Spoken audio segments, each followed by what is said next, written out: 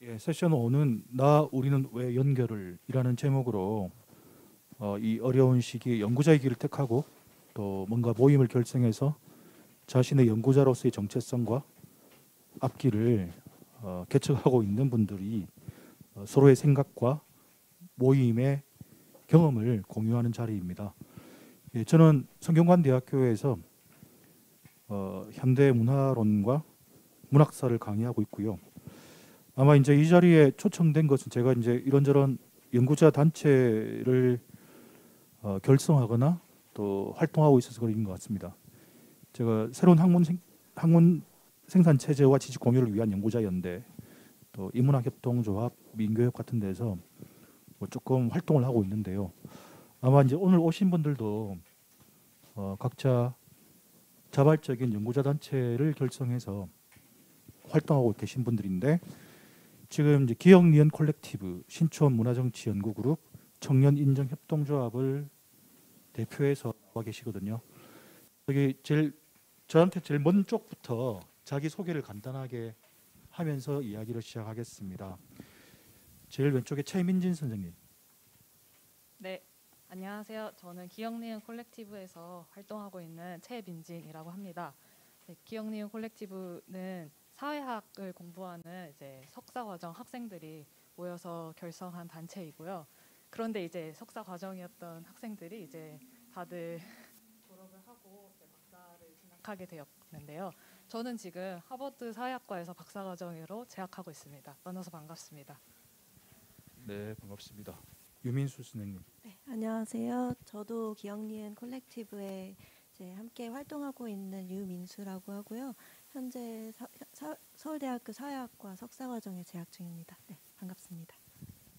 나윤영 선생님. 네, 안녕하세요. 저도 기억령 콜렉티브에서 활동하고 있는 나인영이라고 합니다. 저는 서울대학교 사회학과 박사과정에 재학 중입니다. 네, 심국보 선생님. 네, 안녕하세요. 저는 심국보라고 합니다. 저도 서울대학교 사회학과 이제 석사 과정을 졸업을 했고 지금은 이제 박사 과정 진학을 준비하고 있습니다. 네, 반갑습니다. 그 옆에는 청년 인정 협동조합의 김태환 선생님께서 나와 있습니다. 네, 반갑습니다. 저는 청년인정협동조합에서 연구사업팀장으로 일하고 있는 김태환이라고 합니다. 네, 반갑습니다. 네, 마지막으로 신촌 문화정치연구그룹의 김지수 선생님. 네, 안녕하세요. 신촌 문화정치연구그룹에서 연구원으로 있는 김지수라고 합니다. 신문연 같은 경우에는 문화연구를 공부하는 학생들이 이제 모여서 만든 이제 연구 공동체, 학술 공동체인데요. 자세한 사항은 이제 토론 때 말씀드리도록 하겠습니다. 네, 반갑습니다. 저도 신촌 문화정치연구그룹은 여러 번 접했는데 뭐 인터넷 공간에서나 또 이런 오프라인 행사에서나 다른 모임 사실 잘 모릅니다. 오늘 처음 이름을 접했는데요. 어떤 모임인지 또 어떤 활동을 하는지는 아마 발표하는 과정에서 잘 말씀해 주시리라고 생각합니다. 예, 그러면 먼저 역순으로 아니죠. 원래 순서대로 기억니은 콜렉티브부터 자신들의 활동을 어떻게 해오셨는지 이야기하는 시간을 갖겠습니다. 한 15분 내외로 발표를 해주시면 좋겠습니다. 네, 부탁드릴까요? 네, 안녕하세요. 저희는 기억령 콜렉티브입니다. 네, 저희는 대학원생 커뮤니티에 대한 관한 메타 정찰을 저희 커뮤니티를 중심으로 하려고 하고요. 시작에 앞서서 한 가지 일러둘 사항이 있습니다. 이 글에 등장하는 각 구성원의 이름은 실제 인물과 대응하지 않는다는 것입니다. 예를 들어 민수는 민수가 아닙니다. 네, 그러면은 저희 기억니은 콜렉티브의 간략한 역사에서부터 발표를 시작해 보도록 하겠습니다. 사실 저희의 모든 것은 농담과 의원에서부터 시작되었습니다. 연구실이라는 공간을 벗어나 새로운 것을 해보자는 민진의 농담 같은 제안에 모두가 흔쾌히 아니면 내심 조금은 의문을 품은 채 승낙해서 시작된 단체인데요.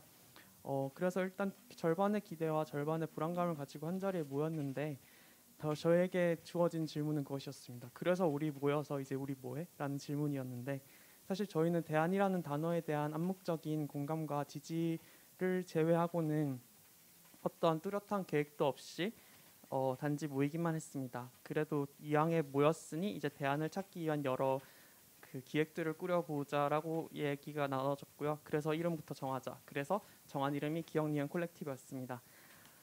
사실 처음에 그 당시에는 형식에 대한 문제의식이 저희들 사이에서의 가장 큰 허디였습니다. 논문 이외의 다른 형식으로 사약을 할 수는 없을까라는 질문이 바로 그것인데요. 예를 들어서 사진전에 갔을 때 거기서 나타난 어떤 사진들이 오히려 저희가 하는 논문에서의 어떤 사약보다 더 사약을 하고 있지 않나라는 생각이 들었고 그런 문제의식들이 그렇다면 우리가 과연 논문이라는 형식을 벗어나서 대안적인 형식으로 사약을 할 수 있지 않을까, 논문이 적절하게 포착하지 못하는 것들을 담아낼 수 있지 않을까라는 문제의식이 있었는데 그 문제의식이 바로 저희의 가장 큰 하드였고 출발점이었던 것 같습니다. 일단 뭐라도 해보자는 결심이 있었고 그래서 뭔가를 해보려고 했는데 사실 저희는 이내 곧 현실을 자각하게 됩니다. 저희가 글쓰기 말고 과연 무엇을 할 수 있을까라는 그런 고민이 있었는데요. 그러다 보니까 결국은 저희는 글쓰기에서부터 다시 시작하게 됐는데 글쓰기 형식을 조금이라도 바꿔보자라는 그런 이야기를 했습니다. 그래서 저희는 새로운 실험이라고 할 수 있을지는 잘 모르겠지만 뭔가 가라는 다의적인 단어에서 파생된 여러 느낌과 생각들을 담아내는 것을 자유롭게 써보고 생각을 공유하는 방식으로 뭔가 새로운 시도를 저희들만의 새로운 시도를 해보자라고 계속 실험을 추진해봤고요. 그 실험 결과 사실 저희가 새롭게 발견한 것은 결국 저희 모두가 다른 관심과 다른 접근과 다른 느낌을 가지고 있다는 것이었습니다. 저희가 결국은 서로 다르다라는 것을 깨달았지만 그럼에도 불구하고 혹은 그렇기 때문에 이 양에 모였으니까 그래도 공동의 무언가라도 한번 시도해보자라는 결심에 결국 서게 됐고요. 그러다 보니까 저희를 포괄할 수 있는 관심이 무엇인지에 대한 논의를 하게 되었는데 그러다 보니까 대학원생으로서의 삶, 우리의 삶을 톱어보자라는 그런 곳으로 약간 이야기가 모아졌습니다. 이에 따라서 대학원생의 불안정성이라는 어떤 핵심 키워드를 토대로 어떤 공동의 무언가를 해보기로 결심했고 대학원생으로서의 경험, 문제의식 등을 공유하고 이를 통해 우리를 이해하고자 했습니다. 그리고 가능하다면 이를 문제화시켜보고 싶다는 생각도 들었고요. 이와 더불어서 저희가 그 대학원생활의 삶에 어떤 영향을 주고 있는지에 대해서도 한번 성찰해보는 시간을 가져보면 좋지 않을까라는 생각에 성찰해보는 작업도 한번 같이 진행해보았습니다. 기억 니은 콜렉티브를 보다 깊이 알아가기 위해서는 기억 니은 콜렉티브가 어떤 방식으로 활동하고 있는가에 대해서 한번 살펴볼 필요가 있습니다. 저희는 지난 2년의 시간 동안 다양한 층위의 구조화된 규칙과 형식들을 구성해왔는데요. 이를 그냥 간단하게만 짚고 넘어가 볼 필요가 있어서 한번 설명드리겠습니다. 저희는 우선 일단 주 1회 또는 월 1회 주기의 정기 모임을 가져왔습니다. 그리고 구성원 각자의 일정과 커뮤니티 지원 사업의 일정에 따라서 사실 그 모임의 주기가 조금 달라지긴 했는데 보통은 2주에 한 번씩은 만났던 것 같습니다. 그리고 모임 장소는 구성원들의 희망에 따라서 자유롭게 선정했는데요. 다만 학교에서는 벗어나자가 저희의 가장 큰 원칙이었습니다. 왜냐하면 우리의 정체성을 가장 강력히 규정하는 대학원의 공간적 혹은 감정적 속박에서 잠시나마 이탈하고자 하는 것이 저희의 가장 큰 의도였기 때문입니다. 모임은 밥 먹고 커피나 술을 마시며 대화를 이어가는 방식으로 진행되었고요. 근황 토크와 준비한 글 또는 생각을 나누는 시간으로 구성되었습니다. 가장 흥미로운 지점은 사실 그거인 것 같아요. 근황 토크의 비중이 점차적으로 증가해왔다는 것이고요. 이 근황 토크가 점차적으로 저희의 그 어떤 의례적 역할, 서로의 그 마음에 기대는 그런 역할을 하게 되었다라는 것이고, 그리고 이를 통해서 서로가 무언가를 공유하고 있다는 두터운 신뢰를 구축했다는 것입니다. 나머지로는 뭐 SNS 활동도 하긴 했는데 이는 모임의 연장선이라고 얘기할 수 있습니다. 네, 이렇게 모여서 서로 이제 동료로서 어떤 정서적인 지지를 구축할 수 있었는데요. 하지만 여전히 기억 니은 콜렉티브가 봉착하게 된 어려움 중에 하나는 그러한 공통의 것을 어떻게 만들 것인가의 문제였는데요. 즉 구체적인 활동 계획을 수립하고 또 추진해 나가는 과정에서 서로 다른 의견을 조율하는 것이었습니다. 우리는 사회학과 대학원으로서의 우리의 삶을 어떻게 기술할 것인가를 두고 크고 작은 논쟁을 벌였습니다. 이를테면 연구라는 개념에 대한 논쟁에서는 학문장 바깥에서 유통되거나 학술 논문의 형식이 갖추어 있지 않은 글쓰기를 연구라고 부를 수 있는가에 대해 멤버들마다 각기 다른 입장을 보였습니다. 이에 대해 가장 큰 문제의식을 갖고 있었던 부분은 좁은 의미의 연구라고 불리는, 즉 분명한 독자 측 독자층 그리고 정형화된 틀과 구조에 기반을 둔 고정된 글쓰기 방식은 따르지 않겠다는 이제 문제 의식을 가지면서 그렇다면 우리는 어떠한 방식으로 실질적인 연구를 할 수 있을 것인가, 그리고 그러한 대안적인 방식의 체계화된 글쓰기 형식을 어떻게 구축할 수 있을 것인가를 가지고 이제 많은 이야기를 나누게 되었습니다. 더불어서 방법론에 있어서도 이제 저희가 저희 스스로를 이제 자문화 기술지의 형식으로 이제 연구하기로 마음을 먹은 이후에 이것을 어떻게 연구를 할 것인가를 두고 질문지의 형식을 빌어 각자에 대한 이해를 심화시키자는 의견과 그보다는 자유로운 토론장을 마련하는 것이 효과적이라고 보는 입장이 상충하게 되었습니다. 네. 그런 과정에서 이제 멤버가 중간에 들어왔던 멤버가 이제 탈퇴하게 되는 사건이 벌어지면서 이제 저희 기억니은 콜렉티브 내부에서 이제 여러 가지 교정의 시도들이 이루어졌습니다. 그러는 과정에서 우리는 서로가 이 모임의 의미를 어떻게 생각하고 있고 어떠한 과정으로 앞으로의 연구를 이루어 갈지에 대해서 여러 고민을 하게 되었는데요. 결국 이 모임이 각자에게 어떤 의미가 있고 또 이제 대학원이라는 공간에 대한 어떤 환멸 혹은 기대가 섞인 감정을 어떻게 소화하고 있는가라는 질문으로 모이게 되었습니다. 그리고 이제 우리가 이것을 성찰하기 위해서 일종의 조력자의 역할이 필요할 것이라고 생각을 하면서 이제 성공회대에 재직하고 계신 이기훈 선생님을 만나 뵙고 여러 가지 자문을 여쭤보게 됐습니다. 이제 그런 과정에서 선생님께서는 이제 우리가 우리 스스로를 가장 잘 알기 위해서는 많이 만나고 또 이야기를 나누는 과정이 필요하다고 하셨고, 그러면서 이제 어떤 정형화된 틀의 질문지 형식보다는 서로에게 더 많은 것을 이야기하고 나눌 수 있는 장을 마련해야 될 필요성을 상기시켜 주셨습니다. 그러면서 우리는 점점 서로의 생각과 경험을 깊게 알아가는 과정으로 이제 연구를 진행하게 됐습니다. 네. 그래서 저희가 나눈 대화를 4가지 주제로 나눠서 간략하게 말씀드리도록 하겠습니다. 그래서 첫 번째로는 저희가 사회학과 대학원에 왜 진학하게 되었는지 그런 계기들에 대해서 나눠봤는데요.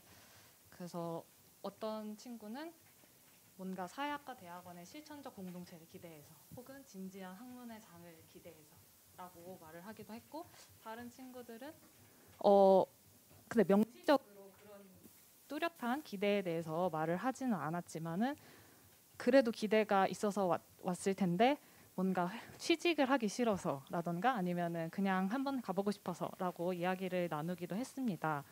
그리고 나서는 이제 저희가 대학원 생활을 하면서 맞닥뜨린 어려움에 대해서도 이야기를 나눠보았는데요. 그래서 이런 이야기들은 사실 저희가 아니더라도 많이들 이제 하고 뭔가 유통되는 얘기들이라고 생각합니다. 이제 아무래도 대학원생은 이제 지도 교수님이 그 자신의 생활이나 진로에 있어서 좌우하는 부분이 크다 보니까 지도 교수와의 관계를 설정하는 데서 이런저런 스트레스를 받기 마련이고, 또 대학원생은 이제 소득이 정규적인 소득이 있는 게 아니고 이제 등록금과 생활비를 어떻게 저렇게 부담해야 되는 상황이다 보니까 그런 데서 오는 이런 난감함 혹은 이제 내가 뭔가 이제 졸업을 해서 돈을 벌어야 할 시기가 되었는데 그러지 못하고 있는 것에 대한 그런 상대적 박탈감, 그런 것들을 나누었습니다. 근데 이런 이야기들을 나누면서 저희가 그럼에도 불구하고 그래도 우리는 왜 사회학과 대학원에 왔고 그래서 우리가 여기 사회학과 대학원에 와서 왜 이렇게 모임을 하고 있는가에 대해서 점점 이야기를 더 많이 나누게 되었는데요. 그래서 우리가 왜 이 모임을 하게 되었는지, 사실 이 얘기를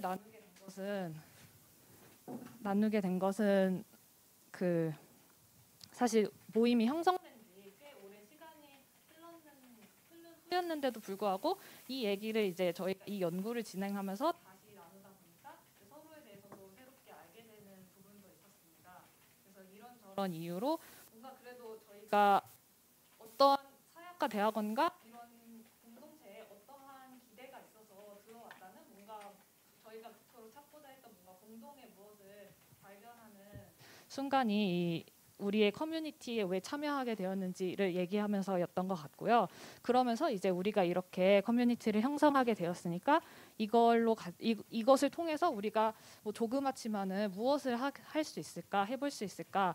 그 아까 말씀드렸지만 우리가 뭔가 논문 형식이 아닌 다른 방식으로 사회학을 해볼 수 있지 않을까라는 문제 의식에서 출발했는데 그걸 어떻게 좀 더 살려볼 수 있을까 이런 얘기들을 하면서 일종의 이제 스스로의 뭔가 딱한 처지를 이렇게 조롱하는 그런 자조 모임이 아니라 이제 스스로 서로를 돕는 그런 자조 모임으로 조금씩 방향을 잡아갈 수 있었던 것 같습니다. 네, 방금까지는 이제 저희가 만나서 대화를 나눴던 이제 내용들을 소개를 해드렸고, 이제 그 속에서 저희가 어떤 거를 이제 조금이라도 발견을 했는지를 말씀을 드리겠습니다. 먼저 이제 사회학을 공부하는 것에 대해서 우리가 어떻게 의미화를 하고 있는지의 내용인데요. 앞서도 말씀드렸지만 저희가 공통적으로 함께 사회학을 공부를 하고 있고, 그리고 시기적으로는 이제 논문을 작성 중이었거나 아니면 논문을 막 작성했거나 그런 과정 중에 있었거든요. 그래서 이제 느끼는 아마 비슷한 생각들이 있었던 것 같아요. 먼저 앞서 말씀드렸듯이 사회학 대학원에서 저희가 실현하고자 했던 기대나 지향이 있었는데, 이제 현실의 어떤 그 사회학 내에서 저희가 발견할 수 있는 현실 아니면 저희가 각자가 느끼는 그 이제 현실에 대해서 자각을 하고 좌절을 하게 되었습니다. 그러면서 느꼈던 이제 가장 즉각적으로 다가왔던 감정이 부끄러움이었던 것 같아요. 이제 그 부끄러움이 저희는 두 가지 측면에서 왔다고 이제 생각을 해봤는데요. 첫 번째로는 이 사회학이라는 학문이 어떤 주어져 있는 그리고 요구되는 사회적인 역할이 있는데 그것을 무시하고 있다, 방기하고 있다라는 그런 생각이었습니다. 그리고 두 번째로는 그러한 현실 가운데서도 우리가 그거에 뭐 저항을 한다거나 대안을 말하기보다 결국은 거기에 타협하거나 편승하고자 하는 모습들 를 또 발견을 하면서 이제 그렇게 부끄러움의 감정을 겸연쩍음의 감정을 느끼게 되었습니다. 그러면서 이제 계속해서 논의를 전개해 나갔던 것이, 그렇다면 이제 우리가 진정한 것은 무엇인가에 대한 얘기가 또 진행이 많이 되었었거든요. 이제 논문을 쓰는 과정이었기도 했고, 그러면서 이제 본격적으로 우리가 연구랑 이제 공부를 한다고 이제 말할 수 있었을 텐데, 그 가운데서 이제 스스로 느끼는 어떤 성찰적인 그런 회의 비슷한 게 있었던 것 같아요. 그래서 저희가 이제 이야기를 하면서 재미있게 나왔던 게 진정성의 되게 다양한 의미들을 저희가 이렇게 이야기를 하고 있더라고요. 그 중에서 이제 첫 번째로 나왔던 게 1차적 진정성, 이제 가장 첫 번째로 뭐 이제 가장 겉에서 볼 수 있는 진정성이었습니다. 그것은 무엇이었냐면 연구 활동에 대한 열정이나 진심을 보이는 것, 그것이 이제 진정성이라고 저희가 사용을 하고 있었습니다. 뭐 예를 들어서 이제 우리가 모두가 알고 있는 다른 뭐 대학원 동료가 굉장히 이제 공부를 열심히 하거나 뭐 그럴 때 저 친구는 정말 진정성 있어, 진정 있게 공부를 하고 있어, 뭐 이런 식으로 이야기를 했던 것이죠. 사실 이제 그런 것들이 공부를 열심히 한다는 게 지금까지 우리를 이제 일종의 뭐 구속을 하는 규범 같은 것이었기 때문에 우리도 열심히 해야 돼. 그런 게 이제 1차적으로는 있었겠죠. 그런데 이제 한편으로는 그거에 대한 회의가 이제 저희에게 다가왔던 겁니다. 그게 뭐였냐면 이제 사회학이라는 학문이 아까도 이제 뭐 사회적 역할이라든지 뭐 실천에 대한 어떤 일종의 의무감 같은 게 있는데, 그럼에도 불구하고 우리가 너무 공부만 열심히 하고 그 안에만 이제 계속 깊게 파고들다 보면 결국 우리가 사회랑 떨어지는 게 아닐까? 사회로부터 멀어지는 게 아닐까? 우리가 일종의 대학원을 오고 공부를 하는 것이 도피로 생각하는 건 아니었을까? 이제 이런 감정이 들었던 거죠. 그러면서 이제 비슷한 이제 감정이 다가왔던 게 이제 자기 혐오, 나 스스로에 대한 부끄러움 감정, 그런 것이 이제 느껴졌어요. 근데 한편으로는 나는 이렇게 생각을 하고 이제 사회학이 이래야 되는데 그러지 못하는 나를 보면서 부끄러운데 왜 저 사람은 안 그렇지? 이제 이런 감정까지 들었던 거죠. 그러면서 이제 어떤 우리가 생각했던 그런 부끄러운 감정을 느끼는 것이 사회학 안에서 봤을 때 그게 진정한 진정성이 아닌가? 이제 그런 생각까지 하게 되었습니다. 아무튼 이제 그 진정성에 대해서 이렇게 저희가 뭐 다차원적인 이제 이야기를 하면서 결국은 지금 우리가 이 기억리는 콜렉티브 활동을 하거나 이제 이런 생각을 하는 것 자체가 일종의 이 사회학이라는 제도 아니면 그 학교라는 그 공간에서 좀 겸연쩍게 부끄럽게 부적응하고자 했던 건 아닌가, 이런 이야기까지 논의를 해봤고요. 그 이후에 이제 기억리는 콜렉티브에 대해서 저희가 의미화를 이제 또 다양한 관점에서 의미화를 해봤습니다. 먼저 그래도 우리가 이렇게 모였지만 부담 없이 재밌게 해보자. 첫 번째로는 우리가 너무 이제 진지하고 너무 진정한 그 이제 학교에서 벗어나려는 시도였기 때문에 조금 부담을 줄이자. 이런 이야기가 있었고요. 그러면서 이제 비슷하게 나왔던 것이 느슨한 공동체. 그러니까 우리가 활동에 너무 부담 갖지 말고 우리가 그래도 해야 될 것이 있으니까 뭐 기억니은 콜렉티브가 조금은 이제 후순위로 밀리더라도 적당하게 우리가 부담 느끼지 말고 하자 이런 이야기를 했었고, 그리고 두 번째로는 지향을 지향하자. 그러니까 우리가 어떤 이제 대안이라는 것을 이제 생각을 하고 만들었지만 그것이 아직까지 뭐 명확하게 구성되진 않았죠. 그러니까 그것을 찾아가는 지향 자체를 우리가 지향하는 그런 일종의 공동체라고 볼 수 있었던 것 같습니다. 그리고 이 안에서 저희가 이제 대화를 하고 만남도 지속하고 하면서 일종의 그래도 유대감이 생기다 보니까, 그리고 비슷한 이제 학문을 하고 관심사를 공유하다 보니까 이 안에서는 우리의 이제 발언이나 의견을 표출하는 것이 안전하게 느껴지기 시작했어요. 그래서 뭐 각자 이제 의견이 있거나 아니면 어떤 생각이 있거나 이럴 때 조금이라도 더 이제 말할 수 있는 정석, 그리고 진정성을 이제 그 전에는 부끄럽기 때문에 막 표출을 못했다면 그래도 이 안에서는 저희가 진정성을 표출을 해볼 수 있는 이제 그런 공동체로 저희가 느꼈던 것 같습니다. 네, 여기까지가 이제 뭐 저희가 발견 아닌 발견을 이제 말씀을 드렸고요. 결국 이제 아직 결성된 지 2년이 채 안 됐고 지금도 이제 뭐 말씀드렸지만 찾아가는 과정이었고 지금도 어떤 거를 우리가 정확히 해야 되지라는 이제 합의된 일치된 그런 거는 아직 없었어요. 그렇기 때문에 하지만 우리가 그래도 뭔가를 해야 되지 않을까 하고 싶은데 이제 그런 생각에서 시작을 했기 때문에 이제 아직까지 찾아가는 과정에 있고, 이제 아직은 미약하고 모호하고 이제 규모도 작고 이렇지만 저희의 이런 고민이나 성찰을 넘어서서 뭔가 이제 대안적인 활동의 가능성을 찾을 수 있지 않을까 지금 생각하는 단계인 것 같습니다. 그래서 아까 처음에 이제 말씀드렸던 것처럼 연구의 형식에 제한되지 않는 활동을 한번 시도를 해보고 싶고, 그것 중에 이제 하나의 예시가 저희가 이 활동을 하면서 지원 사업, 공동체 지원 사업 이런 것들을 이제 몇 가지를 받아서 이제 활동을 했었는데 그 안에 이제 되게 여러 또 다른 공동체 분들이 계시잖아요. 이제 학문뿐만이 아니라. 근데 되게 특이했던 게 예술을 하시는 분들이 저희에게 관심을 이렇게 보여주시는 경우가 많았어요. 그래가지고 혹시 뭐 한번 이야기해 보실래요? 이런 경우가 종종 있었는데, 그래서 저희도 일종의 그 논문이라든지 학계의 그 규정화된 형식을 벗어난 다른 걸 해보고 싶기 때문에 뭔가 같이 해볼 수 있을 것 같다라는 이제 생각을 가지고 있고, 앞으로 기회가 된다면 한번 그런 기회를 모색해 보고자 하는 게 지금 현재 저희의 위치인 것 같습니다. 네, 발표는 여기까지 하겠습니다. 네, 감사합니다. 잘 들었습니다. 네, 이 발표를 보니까 이 사회학이란 말 굉장히 많이 등장하네요. 그러니까 이 기억니은 콜렉티브 어떤 의미인지 참 말씀 안 하신 것 같은데, 기억니은 콜렉티브가 네.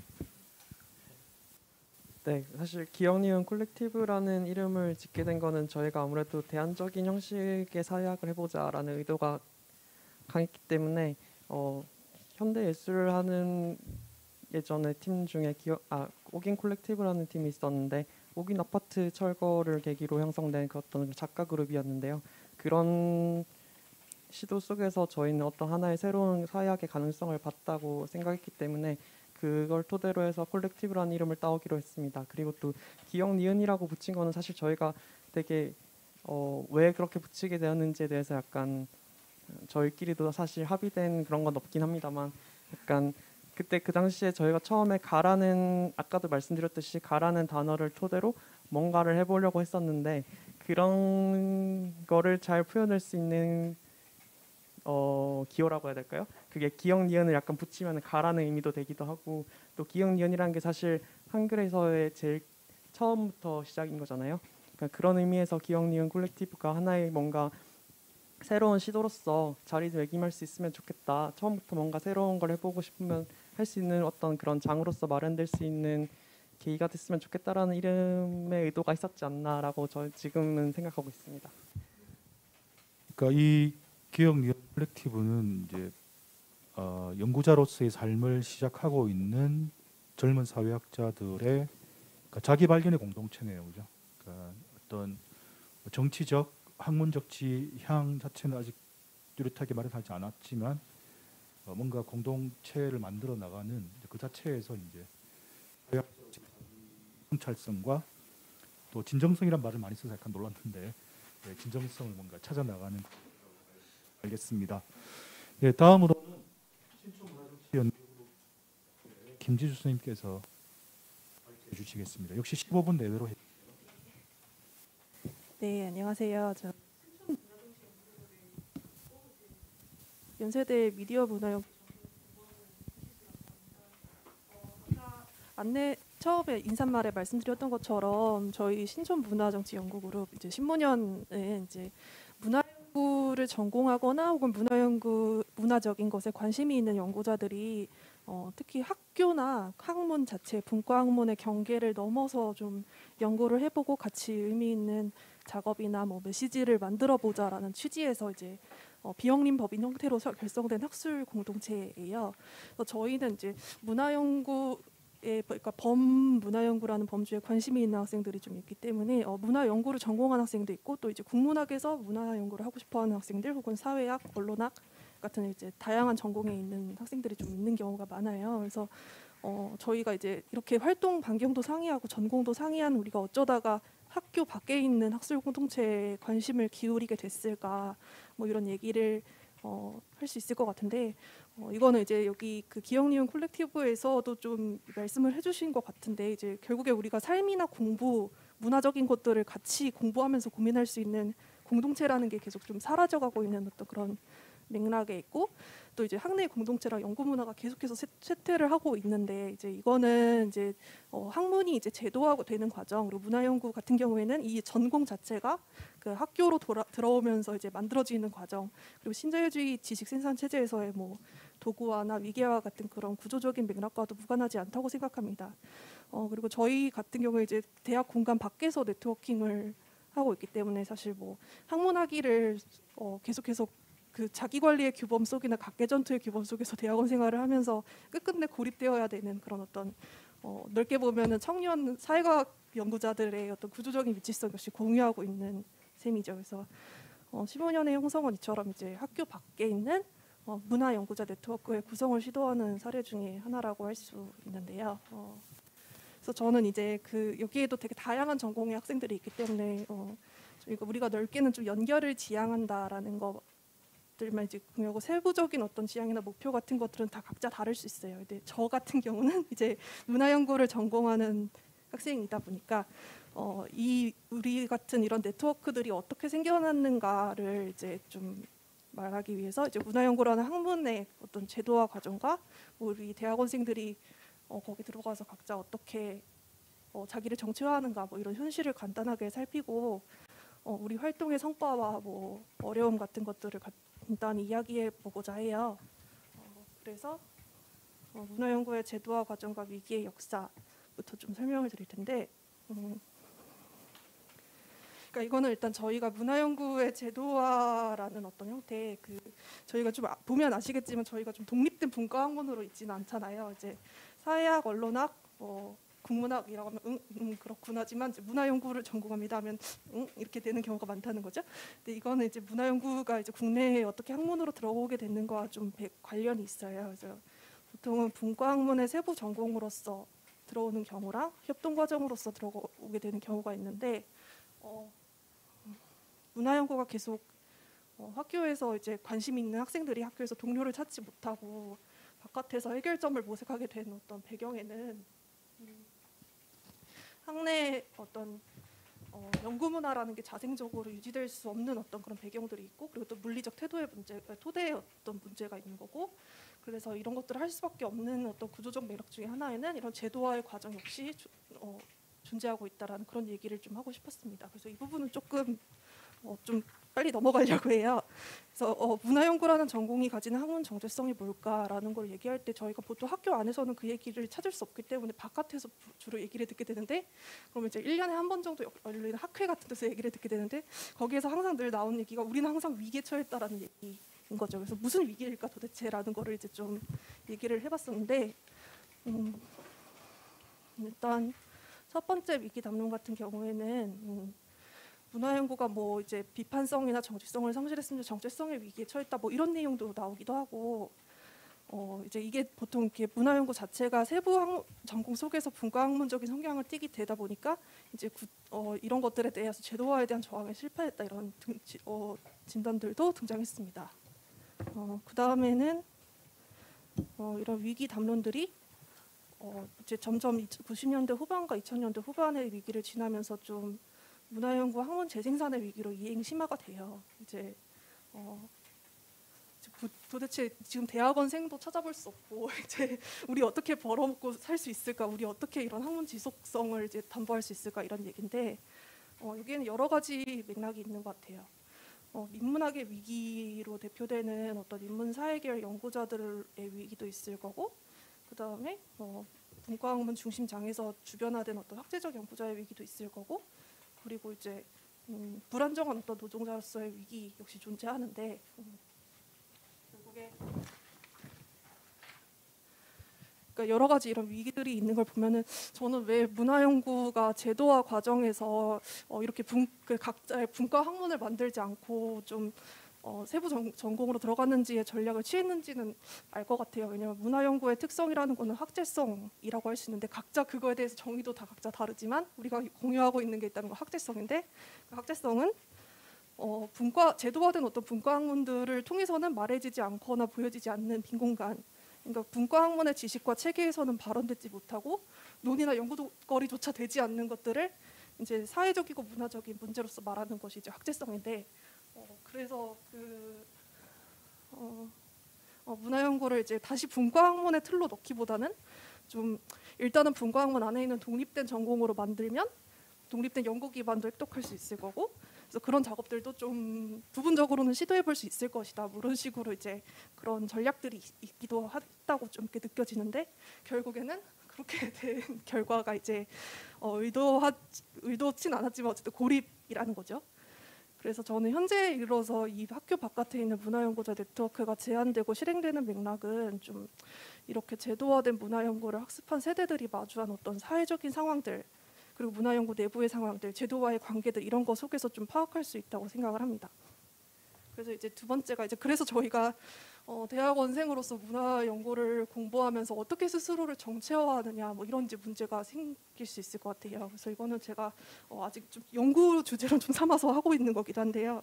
일단 문화연구자의 정체성은 굉장히 모호하게 느껴져요. 이게 그 학제성 자체의 특성 때문이기도 하지만 뭔가 이제 항상 어떤 학문의 틀에도 부합하지 않고 그걸 오히려 거부하는 존재라면 우린 도대체 어떻게 연구를 해야 되는 거지? 어쨌든 뭐 이렇게 여러 관심을 가지고 어떻게든 학문 분야를 잘 아우르고 복수의 방법론을 잘 조합해서 글을 쓰면 우리는 문화연구를 하고 있다고 할 수 있는 건가? 근데 이런 부분들은 사실 그 학문의 정체성에 대한 문제이자 이론에 대한 문제인데 이런 것들을 우리가 분과학문 안에 있는 상태에서 해결해 줄 수 있는 어떤 제도적인 것도 관계적인 것도 다 없다는 거예요. 그래서 선배가 없으면 양반인데 동기마저 없으면 되게 절망스럽죠. 오직 교수님이랑만 컨택을 해야 되는 그런 상황인데 그리고 그런 경우가 있고 이제 협동과정 형태로 이제 문화연구를 전공하는 친구들도 있어요. 근데 이 친구들 같은 경우에는 주로 원소속 학과랑 이제 문화연구 협동과정 안에 공통의 수업을 들어요. 그러니까 사실은 그 문화연구 과정에서 그 강의하시는 선생님은 그 국문학과 혹은 사회학과의 교수님인 거고 이제 저는 그 분과학문의 틀에서 만들어지는 그 수업을 토대로 기전공자로서 그거를 들어야 된다는 거죠. 이렇게 될 때 이제 국문학 교수가 얘기하는 문화연구, 뭐 사회학 교수가 말하는 문화연구, 언론학 교수가 말하는 문화연구 사이에서 이제 문화연구를 감각해야 되는 거예요. 그래서 저는 이제 대학원생의 문화연구자가 지금 이제 한국 사회에서 어떻게 드러나는가, 그 차이를 통한 자기 정체화를 할 수밖에 없다 이렇게 생각을 좀 하고 있고, 이게 이제 문화연구의 이론적인 특성이나 이 학문 자체에 대한 논쟁, 토론 혹은 공부를 위한 것이라기보다는 공부를 통한 것이라기보다는 문화연구가 아닌 다른 것들과의 차이를 통해서 만들어지는 거죠.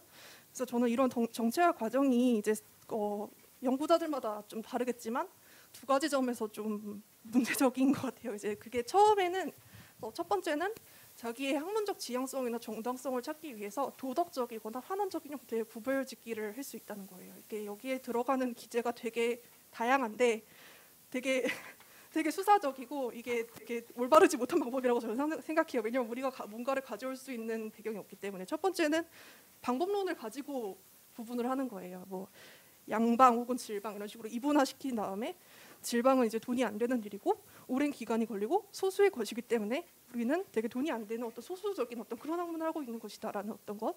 그 다음에 아까 기억니은 콜렉티브가 처음에 JJS 얘기해 주실 때 정말 많이 공감하면서 읽은데요.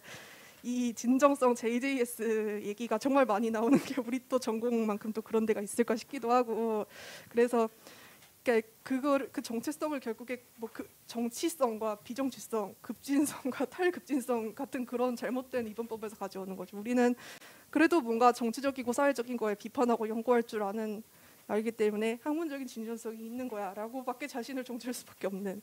근데 이런 것처럼 이런 환원적인 이양 대립을 통해서 형성되는 어떤 정체화 과정은 사실 제도화된 문화 연구의 현실이 어떻게 대학원생 개인에게 영향을 미쳤는가를 보여주는 그런 부분 중에 하나라고 생각해요. 그래서 그리고 이제 우리가 이렇게 고립이 되게 된 맥락에는 이런 얘기도 있지만 사실 연구하는 삶 자체에 대해서 지속적인 고민과 실천을 상상할 수 있을 조건이 구성되지 못하는 점 때문이기도 한 것 같아요. 그래서 시간 관리나 이제 자기 관리의 규범을 통해서 재구성되기 때문에 대학원 사회에서 무슨 이야기를 하고 무슨 시간을 내든지 이거는 안배와 치사 선택의 문제가 되는 거고 그리고 이제 생존의 문제에 봉착해 있는 연구자들이 정말 많잖아요. 학문장의 진입 조건이 솔직히 계속해서 일정하게 계급화되고 있다는 거는 좀 모두들 좀 생각이 될 것 같아요. 든든한 지원 배경이 있지 않는 이상 그런 지원 배경을 가진 학생들이 더 공부를 잘 시작할 수 있고 더 공부를 잘 유지할 수 있는 것도 좀 사실이고 그리고 많은 학생들이 이제 학기가 시작될 때마다 뭐 조교 프로젝트 그리고 여타 교수님과의 커넥션에서 나오는 노동들 이런 것들을 항상 부담하면서 살아가고 있고 그리고 이런 대학원생의 노동은 많은 경우에 학내 관계를 기반으로 하고 있고 또 기관의 제약을 받는 지원 사업을 좀 신청해서 하는 경우가 많잖아요. 그렇다 보니까 노동의 사각지대에 위치할 수밖에 없어요. 이런 것들을 다 감당해야 되는 상황에서 연구 문화라는 거를 얘기하는 거는 어쩌면 사치처럼 들릴 수도 있다는 거고 그 부분에 대해서도 좀 동의는 됩니다. 그리고 한편으로 이제 저희가 이런 커뮤니티를 생각했었던 맥락 중에 하나가 이제 우리는 그래도 학교에 있지만 학교 바깥에 있는 연구자들과는 도대체 어떻게 이런 커넥션을 유지할 건가?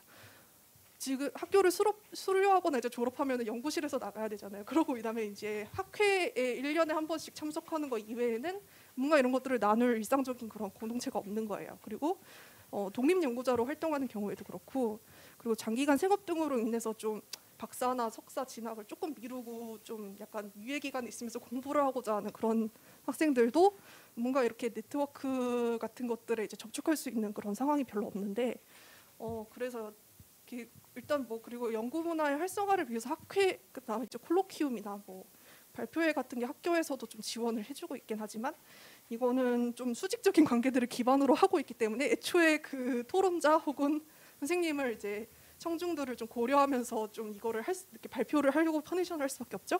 그리고 많은 경우에 학회라는 것들이 이제 좀 행정적으로만 좀 소화되면서 각자의 그냥 사정을 열심히 설명한 다음에 세션이 끝나버리는 그런 경우도 있고 그래서 저는 이제 학교 바깥의 문화연구자 네트워크를 구성하기 위한 기획들이 좀 이렇게 이런 부분들을 다 아울러서 좀 경계를 넘어서 이야기할 수 있는 그런 공동체를 만들어 보면 어떨까라는 측면에서 좀 등장을 하게 된 게 있다고 생각해요. 그래서 이렇게 불안정하거나 어떻게 축소된 연구 기반들을 다시 조성하기 위한 연구자들의 자구책이기도 하지만 또 이렇게 하면서 이제 그 분과학문 자체의 틀에 그동안에 국한되어 있었던 뭐 문화연구 자체의 범주도 이제 좀 확장시키고 좀 같이 아우를 수도 있는 거고 그리고 좀 이렇게 좀 제약이 없는 형태에서 다양한 교류와 문제의식을 나누면은 비판적인 학문 연구의 장도 좀 복원될 수 있지 않을까 이런 생각을 좀 하고 있고요.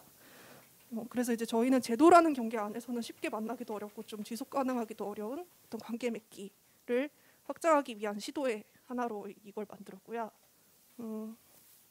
저희 관심사가 그래서 정말 넓고 다양해요. 그래서 뭐 이제 사회 운동을 하시는 분들도 있고 뭐 미디어, 청년 공간 담론, 뭐 정성, 문화사회학, 문화정책 뭐 이런 것들을 이제 다 다양하게 아우르는 분들이 계시고요. 그리고 저희가 하는 활동도 되게 여러 가지가 있는데 일단 저술 활동으로 일주일에 한 번 정도 칼럼을 집필을 하고 있어요. 그리고 학술 네트워킹 활동으로 좀 문화 연구자들을 모아서 다양한 연구를 발표하는 그 포럼지 그러니까 뭐 선생님들을 이제 신경 쓰지 않아도 되고 정말 우리끼리 이야기할 수 있는, 물론 선생님들이 오시긴 하지만 그래서 그런 분들 그런 어떤 행사를 하고자 하고, 그다음에 저희가 좀 진행 중인 연구 결과물이 있는데 이게 뭔가 약간 미완성인데 좀 피드백을 받고 싶은데 좀 약간 완성되지 못해서 조금 부끄럽지만 좀 우리 터놓고 이야기해 봅시다. 좀 같이 연구하는 사람들 입장에서 좀 같이 그냥 직설적으로 솔직하게 얘기해 주세요라고 약간 이런 식으로 연례 발표회 리서치 톡을 좀 열고 있고요. 그다음에 학예 동계방학 기간에는 이제 각자가 좀 파고 싶은 주제들을 가지고 세미나를 좀 여는데, 이게 보통 그 주제에 처음 관심을 갖게 된 대학원생들을 위해서 진행되고, 또 우리는 나중에 우리가 어떻게든 뭐 연구도 할 거고 이제 그 뭐 나름의 강의도 하게 될 수 있는데 이제 이런 것들 연습하는 과정이기도 한 거죠. 그리고 이제 문화연구가 도대체 뭘까라는 질문들을 우리가 항상 안고 있기 때문에 이게 도대체 뭔지 그동안에 나왔던 모든 연구들을 아우르면서 잘 모아보면서 정리해 봅시다라고 하면서 문화연구 아카이빙 활동도 좀 진행하고 있어요. 그리고 또 이런 거 이외에도 사실은 저희가 생계 문제가 정말 중요하고 또 그룹을 유지하기 위한 수단이기도 하기 때문에 이제 여러 사업이라든지 전공 활동 같은 것들을 좀 공유하는 공동체 특성도 갖고 있습니다. 그래서 이런 활동들을 좀 하면서 장점도 있고 단점도 있지만 이제 좀 느꼈었던 한계점 중에 하나는 사실 연구자 재생산의 문제가 있을 수 있을 것 같아요. 이거는 사실 모든 학교 밖에 있는 학술 공동체들의 운영상의 단점인데, 저희도 후원 시스템이나 이제 외부 사업 수주를 위해서 이제 거기서 따온 금액을 십시일반해서 이렇게 보태는 식으로 하고 있지만 지속 가능성은 앞으로도 좀 숙명적으로 안아야 될 문제겠다. 불안정함에 대한 감각을 우리가 모두 공유하고 이걸 나누기 위해서 만들었지만 어쨌든 이거를 계속해서 부딪혀야만 하는 그런 과제다라는 걸 좀 느끼고요. 대신에 이제 좋은 점 이제 느끼면서 여러 가지 좀 피드백을 듣게 되는데, 여기 활동을 하면서 이런 얘기들이 나와요. 그래서 문화연구에 외연이 확장되는 경험이 든다. 그리고 학교 공동체를 떠나서 좀 가까운 사이도 먼 사이도 아닌 사람들이 서로 수평적으로 얘기할 수 있는 게 좋다. 그리고 저희 사이에서는 이제 좀 안심의 어소시에이션이라는 표현을 쓰는데, 우리가 혼자서는 해소할 수 없었던 어떤 불안함, 정체성에 대한 문제들을 같이 공유할 수 있는 어떤 동질감과 안정감 같은 것들, 그리고 어떤 많은 사람들을 만나면서 그 문화연구라는 것 자체를 뭔가 고려 가능한 하나의 선택지로 놓게 할 수 있는 거에 좀 즐거움을 느끼는 분들도 있었고요. 그래서 저는 이런 반응들을 들을 때마다 역시 만들기 잘한 것 같다.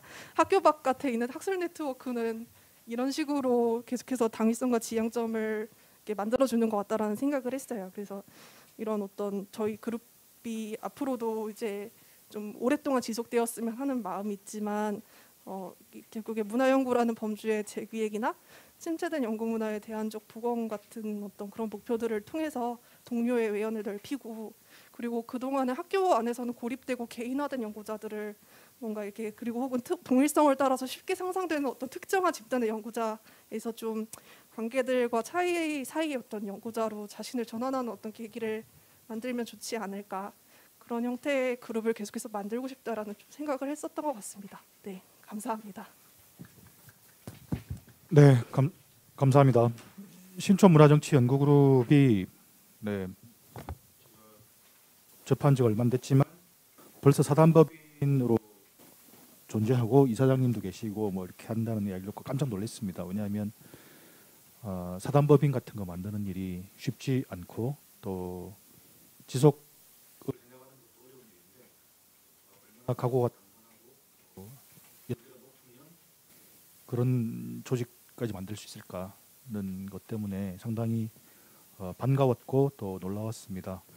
금방 기억령 콜렉티브하고 그 신촌문화정치연구그룹은 서로 다른 방식의 공동체이지만 아까 이제 말씀하는 과정에 결정적인 공동체 문화가 나왔는데 안심의 공동체라고 말했는데 안전함이라는 표현이 안심이라고 말씀했는데, 아마 이제 연구자로서의 지향을 가지고 있는 이 청년, 사실은 청년들뿐만 아니고 뭐 특별히 안정적인 직업에 좋게 보이지 않는 연구자들 모두가 그러할 수도 있는데, 그 불안정과 불안 같은 것이 상당히 연구자들 전체에게 많이 공유되어 있는 것 같아요. 또 그걸 이용하는 어떤 체제가 있고요.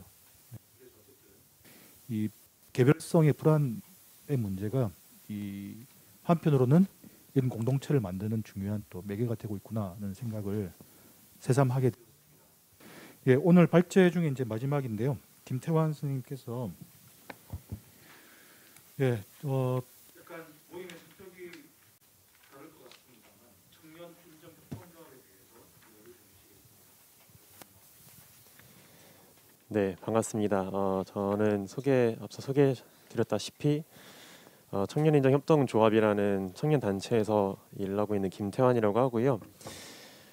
우선 좀 시작을 하기에 앞서 좀 말씀드릴 것이 있는데요. 저는 앞서 두 팀이 발제를 해주셨지만 사실은 좀 완벽히 좀 다른 제3의 관점을 가지고 있는 그런 관점을 가지고 현장에서 일을 하고 있는 연구활동가로서 문제의식을 들고 왔고요. 오늘 발제에서 그거를 바탕으로 이제 앞으로 좀 설명을 드릴 텐데 시작을 해보자면 제가 이 오늘 세션에 토론자로 초청을 받았을 때 주제를 살펴보니까 젊은 연구자들의 연결이라고 하는 키워드로 초청을 해주셨더라고요. 그래서 무엇과 무엇을 연결하는 걸까? 그리고 누구와 누구를 연결하는 걸까? 이런 생각을 처음 하게 됐었고요.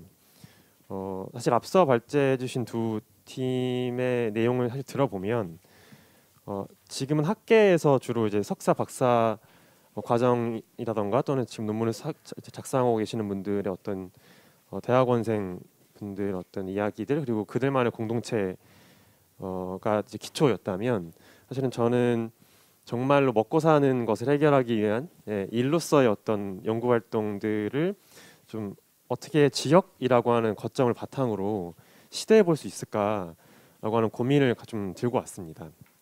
그래서 시작을 해보자면요. 일단은 이 서울청년학회를 주관 또는 주최하는 조직이 서울청년정책 네트워크이기도 하거든요. 이 서울청년정책 네트워크가 2013년 8월에 처음 시작을 했었고 약 200여 명이 넘는 청년들이 모여서 청정 비빔밥이라고 하는 이름으로 모여서 서울 청년들이 원하는 청년 정책을 제안한다는 내용을 처음 시작을 하게 됐었고요. 그 8년 정도의 시간이 흘러 현재 2020년에도 안정적으로 잘 운영을 하고 있습니다. 그런데 이런 흐름 속에서 좀 독특하기도 하고 또 비견될 만한 움직임이 나타난 것이 자치구에서도 똑같은 형태의 청년 참여 기구들이 생겨났었고요.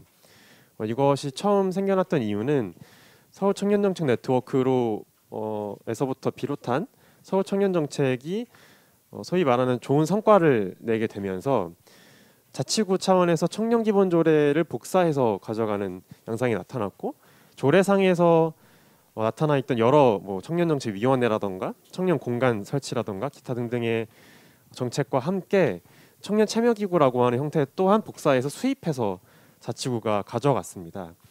제가 일하고 있는 도봉구에서도 크게 다르지 않았고요.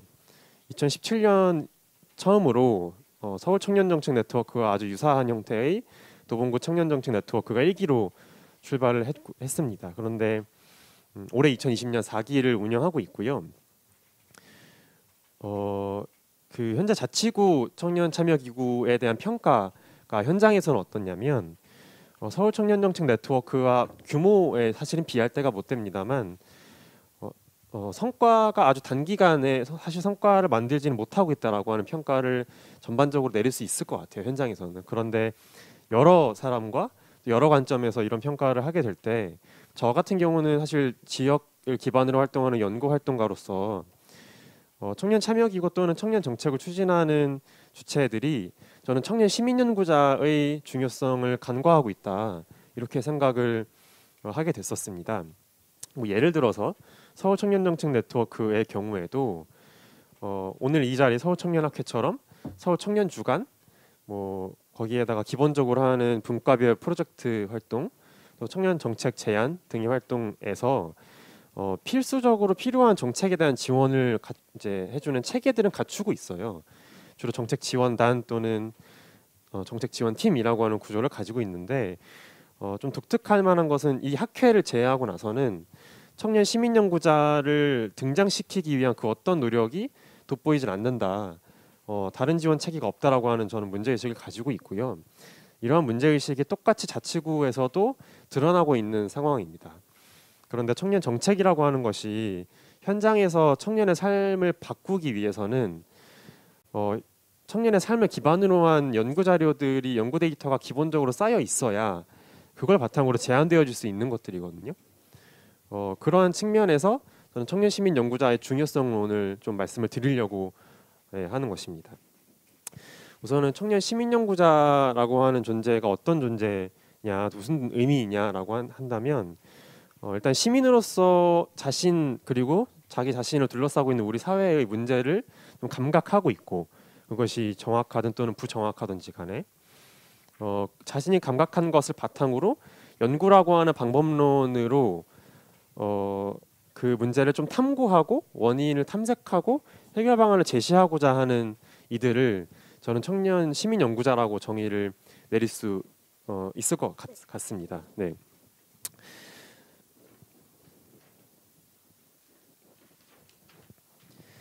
네, 그러면은 청년의 입장에서 사실 청년이 연구를 하고 싶다라고 생각했을 때 가장 걸림돌이 되는 첫 단계는 일단 인식인데요. 뭐 현실이기도 합니다만 현실에서 비롯한 인식이죠. 사실 연구를 한다고 하면 가장 기초적으로 요구되어지는 사항은 고학력이에요. 여기서 말하는 고학력이라고 했을 때 간단히 말하면 대학원에 진학해서 특정 학문을 정하고 그 학문에 대한 공부를 하고 연구를 하고 자기 논문을 쓰는 것 이렇게 말씀드릴 수 있는데 이러한 기초 요건 앞에서 사실은 청년 시민의 입장에서는 좌절할 수밖에 없는 것이죠. 왜 그러냐? 방금 말씀드렸다시피 대학원이라고 하는 또 하나의 체계 안으로 깊숙이 들어가야 연구자라고 하는 자격 또는 타이틀을 취득할 수 있는 것이고 그 노력의 과정 안에서 시간과 비용이 들기 때문입니다. 앞서 발제해 주신 두 팀에서도 말씀하셨지만 사실 학계를 바탕으로 연구를 하고 있는 연구자들이 가장 가지고 있는 큰 문제가 경제적인 불안정성이거든요. 그 불안정성이 사실은 학계 안에서 이미 지금 하고 계시는 연구자분들에게도 큰 문제이지만 학계 바깥에서 지금 연구라고 하는 것을 해보고 싶다, 시도해보고 싶다, 도전하고 싶다라고 하는 일반 청년 시민에게는 훨씬 더 높은 장벽으로 다가올 수밖에 없죠. 자신의 본업을 유지하면서 어떻게 연구 활동을 이어나갈 수 있을까라고 고민하게 되는 것이고요. 그런 고민의 끝은 사실은 포기에 가까웠죠. 대체로. 왜냐하면 어디 대학원을 진학해야 할까라고 검색을 하고 대학원을 알아보고 학과를 알아보고 등록금을 알아보는 순간 포기하게 됩니다. 그 비용과 그 시간과 그 노력들을 함부로 쏟아낼 만한 준비가 되어 있지 않기 때문에 청년 시민의 경우 대체로 결론으로는 좀 포기를 하게 된다. 이 연구자로서의 어떤 시도들을 그런 데에서 좀 문제점이 있다고 저는 느끼고 있고요. 여기에서 제가 일하고 있는 청년인정협동조합을 좀 소개해드리면서 어떻게 청년인정이라고 하는 단체가 청년 시민들을 연구자로서 만나고 싶어하는지를 좀 말씀을 드릴 수 있을 것 같아요. 우선은 청년인정협동조합이라고 하는 저희 단체는 이름에서 아시다시피 협동조합이라고 하는 형태로 법인의 형태로 사업들을 운영하고 있고요. 서울시 도봉구라고 하는 자치구를 기반으로 청년이 일할 수 있는 지속 가능한 일자리를 꾸준히 만들어내려고 노력하고 있습니다. 일단은 아주 명확하게 설명드리면 청년의 먹고사니즘을 해결하기 위해서 노력한다고 생각해 주시면 되겠고요. 궁극적으로는 그러한 청년의 먹고사니즘을 해결해서 지역에서 청년이 잘 살아갈 수 있도록 하는 어떤 복합적인 생태계를 구축하는 것, 구성하는 것이 저희 조합의 가장 큰 목적이라고 할 수 있겠습니다. 그래서 저희 조합에서 하고 있는 사업들은 대체로 지역에서 청년 커뮤니티를 조성한다던가 아니면 문화예술 행사를 기획한다던가 제가 지금 진행하고 있는 연구 활동을 한다던가 뭐 정말로 생존을 위한 용역 사업들 뭐 지원 사업들을 따내서 그걸로 돈을 번다던가 하는 일들을 하고 있습니다. 여러 활동들 중에 좀 소개해드리고 싶은 것은 연구 아무래도 제가 연구 사업 팀장이니까 연구 활동들이 좀 소개해드리고 싶은데요. 청년 인정의 이름으로 처음 연구 활동을 했던 건 2018년이었고요. 2018년에 서울시 마을 공동체, 서울시에서는 마을 공동체가 각 지역별로 이제 지원센터가 있는데 마을 공동체 지원을 받게 되어서 청년 인정의 이름으로 총 4명의 공동 연구원들이 연구를 진행했습니다. 이 연구의 제목 자체가 청년 인정 2018년 기획 연구 청년의 지역 활동 활성화를 위한 제안들이라고 하는 제목이었고요. 이 연구를 진행하기 위해서 지역에서 공공기관에서 청년을 대상으로 지원하는 지원금을 받아서 활동하셨던 청년 활동가들을 만났습니다. 총 18분을 만나게 됐고요. 이분들에게 왜 이 지역에서 처음 시작하게 됐는지, 그리고 청년 활동을 왜 처음 하게 됐는지, 어떠한 어려움이 있었고 앞으로 계속 하고 싶은지, 또는 계속 하고 싶은데 가장 장애물이 되는 것은 무엇인지, 어떠한 지원이 더 추가됐으면 좋겠는지 등등의 질문들을 여쭤봤었고, 인터뷰 결과를 이제 분석해본 것은 크게 2가지였습니다. 하나는 정보 공유를 할 수 있는 플랫폼이 필요하다. 이분들이 가장 크게 가지고 있는 문제 의식 중에 하나였던 건 자신이 원하는 정보를 자신의 의지가 있음에도 불구하고 찾을 수 없었다는 것이에요. 네, 그만큼 지역 안에서 정보가 잘 흐르지 않고 누군가는 정보를 쥐고 있으나 그 정보를 독점적으로 누군가에게 다시 건네는 방식으로 예산이 이제 흘러간다거나 기회가 주어진다고 하는 것, 그런 것에서 좀 문제의식을 느끼는 분들이 많았고요. 2번째로는 오늘의 좀 이 학회 주제이기도 한 연결, 그러니까 네트워크였어요.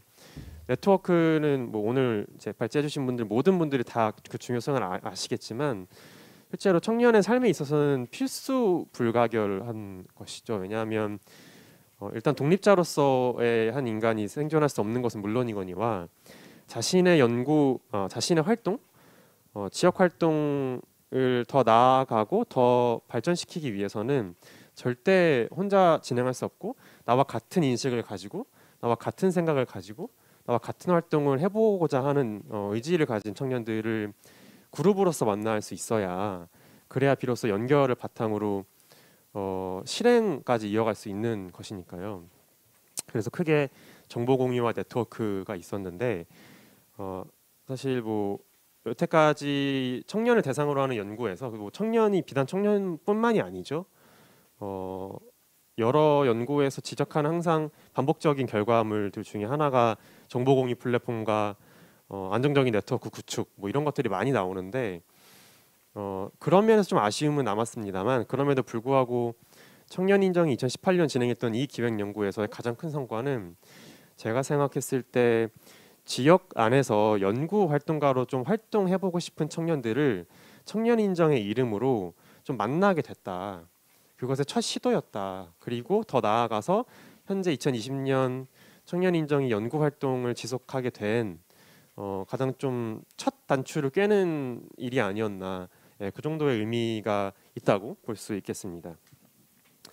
2번째로 좀 소개해드리고 싶은 것은 청년 인정이 올해 하고 있는 2020년 연구 활동인데요. 프로젝트 이름은 청년 작은 연구 시프트라고 해서 이 시프트가 가지고 있는 의미는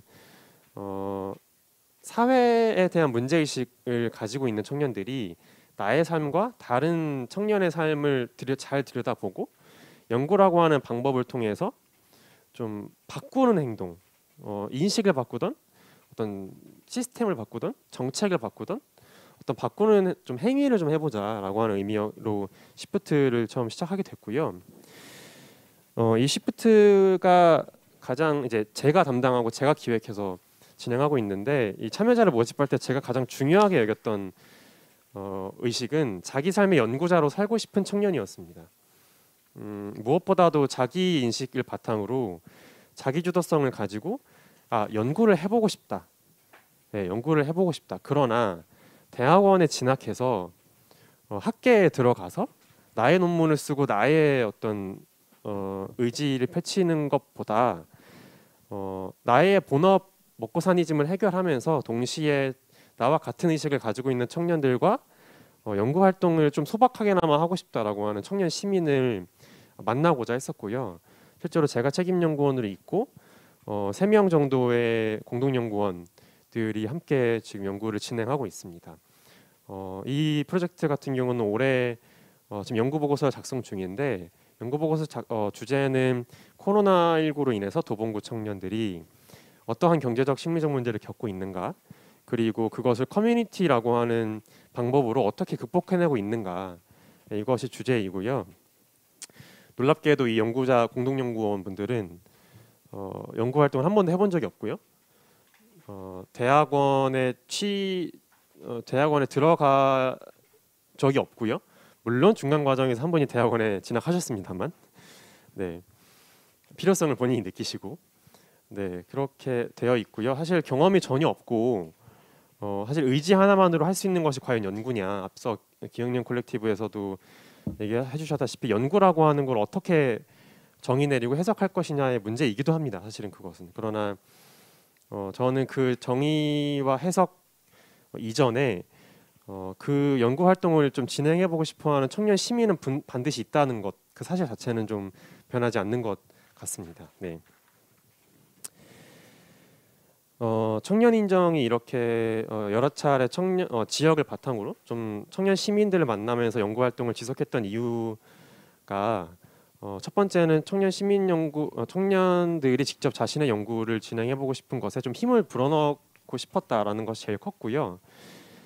두 번째로는 청년 인정이 지역에서 계속 생존해야만 하는 이유와도 연관이 있습니다. 이것은 아까 소개해드렸다시피 청년 생태계를 조성하는 것이 저희 조직의 가장 큰 목적인데, 이 청년 생태계 조직에서부터 출발해서 이 청년 시민 연구자들이 저희의 어떤 문으로 게이트웨이로 들어와서 연구 활동을 지속해 나가고, 그 게이트웨이 바깥으로 뛰쳐나갔을 때 독립 연구자로 활동을 하시거나, 또는 나는 정말 학계로 들어가야겠다라고 하는 좀 관심이 생겨서 대학원에 진학하신다거나 하는 최소한의 중간 게이트웨이 정도는 시민들에게 누군가는 제공해야 되지 않느냐.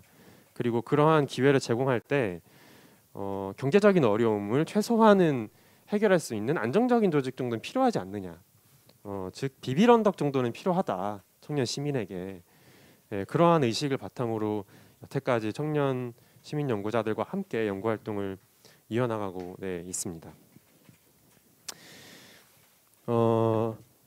제가 이 자리에서 청년 인정협동 조합 소개도 드리고 또 서울 청년 영청 네트워크에 대한 말씀도 드렸는데, 사실은 현재 학계에 계신 연구자분들이나 또는 저처럼 연구 활동을 현장에서 바탕으로 하고 있는 연구 활동가들에게 이 자리를 빌어서 좀 우리의 역할이 무엇인지에 대한 것을 좀 제안 드리고 싶기도 해서 마지막으로는 그 부분을 설명을 드릴 텐데요. 저는 크게 세 가지라고 봅니다. 현 시대의 청년 연구자들이 해야 하는 역할은, 하나는 청년 시민 연구자를 등장시키는 것이고, 또 하나는 그 청년 시민 연구자들을 등장시킨 이후에 지지하는 것이고, 또 하나는 그 청년 시민 연구자들을 기존의 학계와 그리고 연구 활동가들과 그리고 다른 청년들과 연결시키는 것이라고 생각합니다. 첫 번째로 청년 시민 연구자를 어떻게 등장시킬 것이냐, 이들을 어떻게 만날 것이냐를 좀 보면, 첫 번째로는 교육의 부분이 있습니다.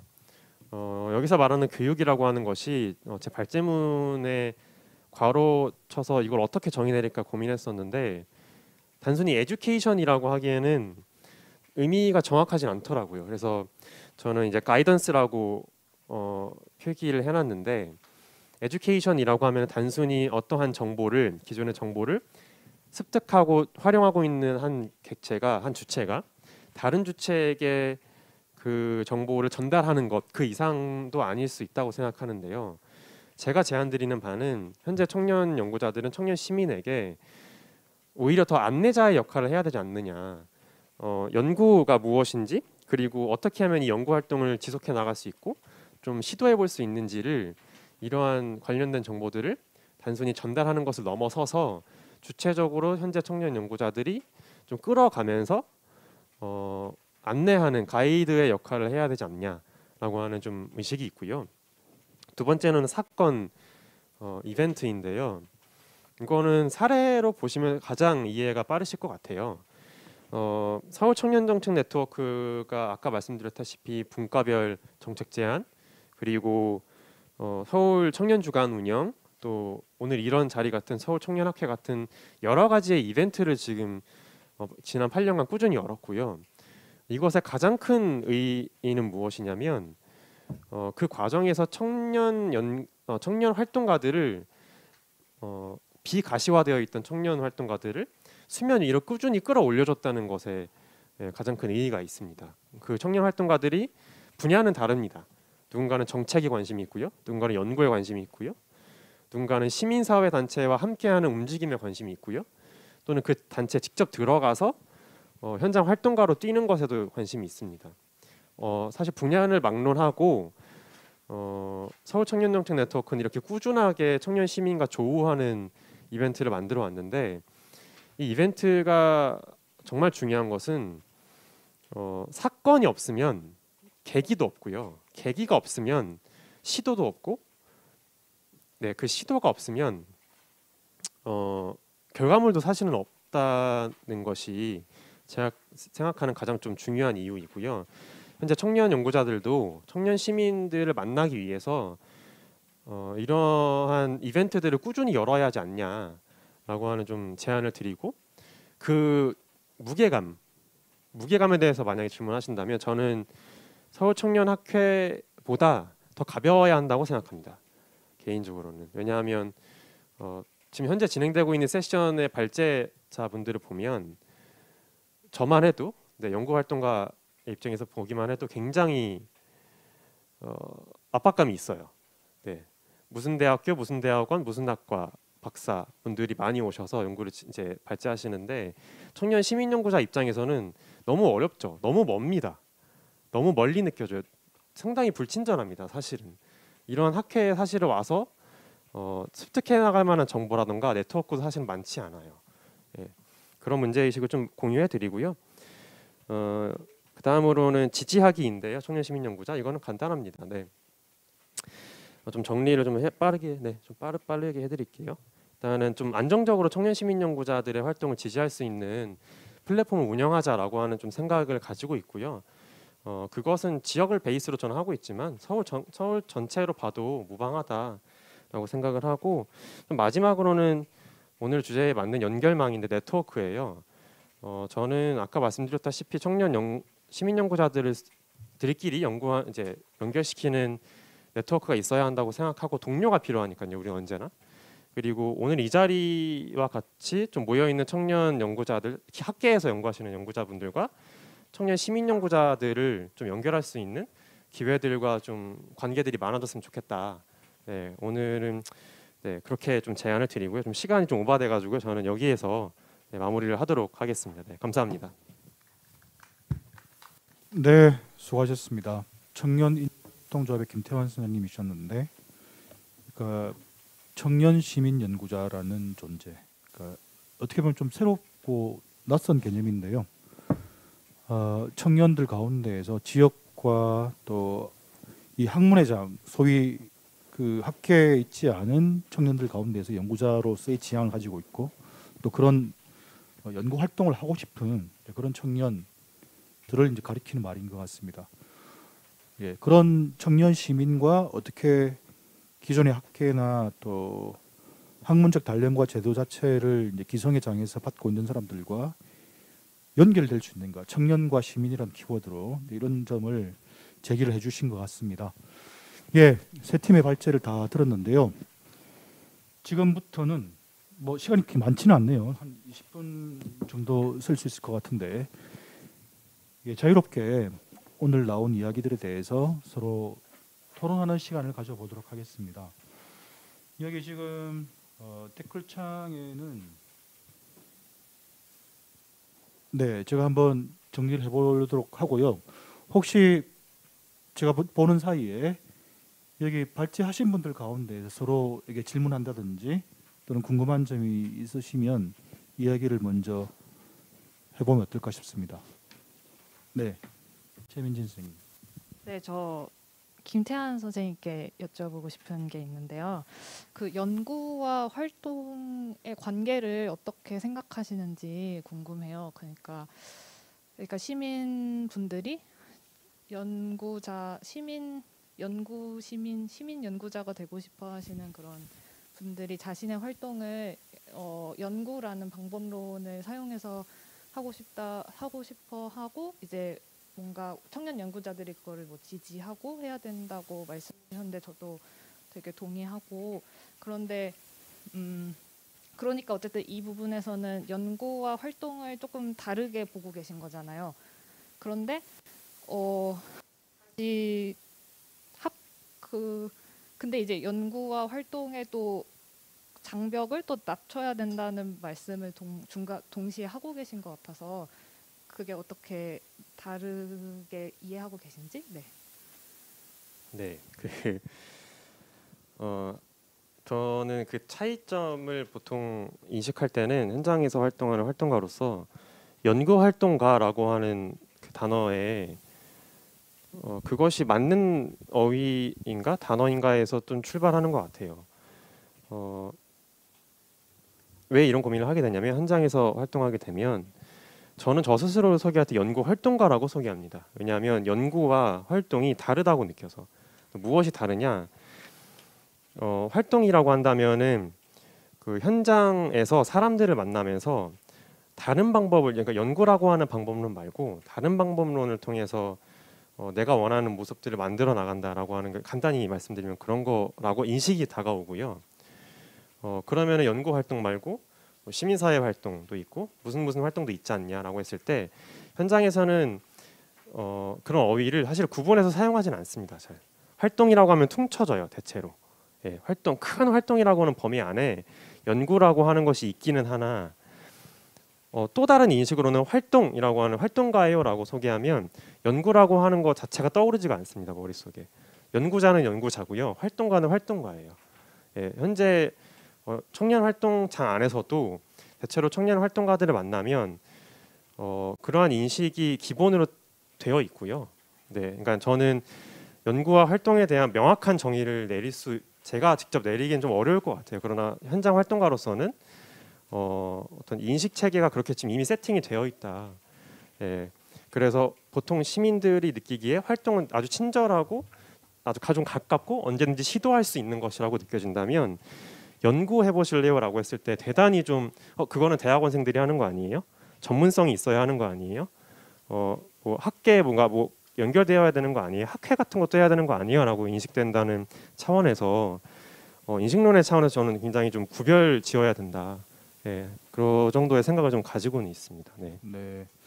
그러니까 이제 다른 집안, 다른 개념이라고 말할 수도 있고, 어쨌든 그 학문의 자유라는 말을 할 때, 그 저희 지식공유연대나 또 연구자의 집 프로젝트 하시는 분들이나에서도 이제 바로 이제 그런 개념 때문에 고민을 하는 건데, 그 학문의 자유라는 것이 마치 연구자로 인정받는 제도권 내부의 학자들이 하는 학문의 자유가 아니고 시민들 누구나가 가질 수 있는 그 탐구의 자유, 그 공부할 자유, 뭐 적극적인 의미에서 이런 의미인데 김태환 선생님 말씀하신 것도 이런 것과 상통하는 게 아닌가 하는 생각을 들었습니다.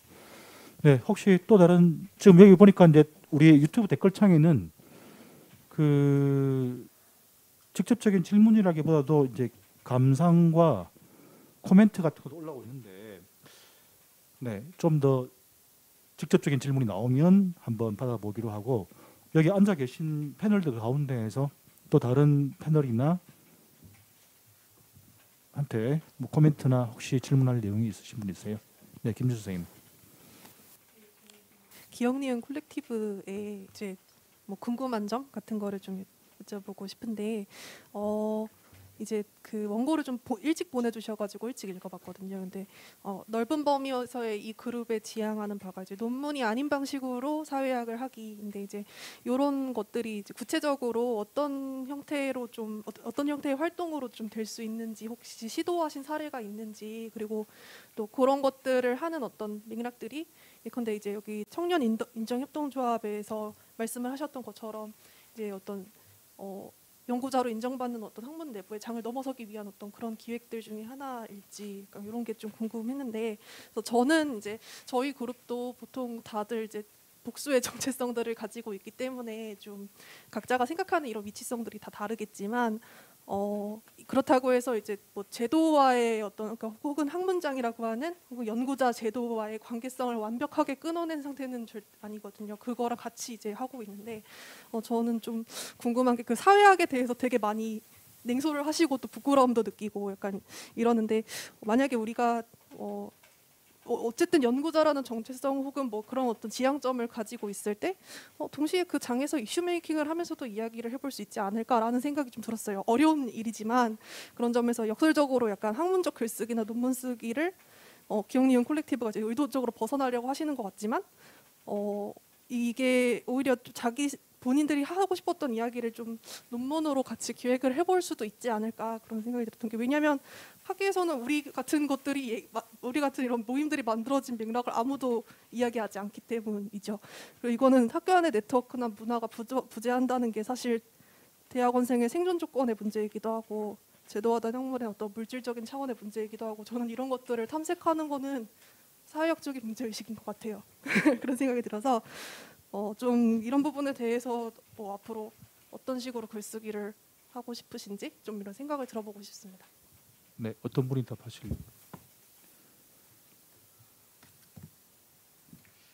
네, 그 답변을 쉽게 드리는 게 될지 모르겠어요. 이제 그 주신 어떤 이제 질문이라든지 아니면 그런 제안들을 저희가 이제 생각을 계속해서 나누고 있고 사실 이제 어떤 게 맞을까라고 이제 저희도 고민했던 부분이에요. 그리고 이렇게 중간에 저희 이제 글이라든지 아니면 발표에서도 나왔지만 결국 우리가 어떤 글쓰기의 양식에서 벗어나고 싶었는데 그러지 못하고 다시 들어오는 그렇게 되는 과정들을 말씀을 드렸었거든요.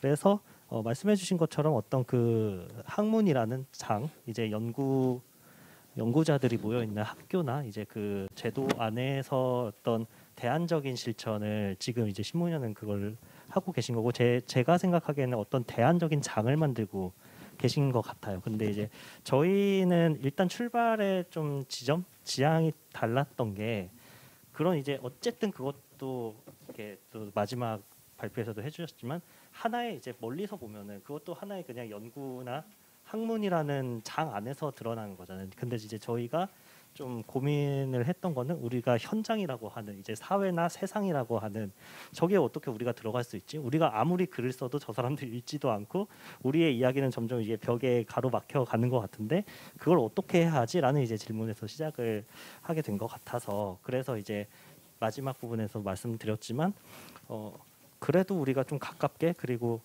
조금은 어떤 우리가 공부하고 있는 지식 같은 거를 좀 연계하면서 할 수 있는 거는 예술가 분들과 이제 그분들이 어떤 거를 원하셨냐면 본인들은 어떤 이제 사회적인 메시지를 내고 싶은데 그거를 담을 언어를 찾고 싶어 하셨던 거예요.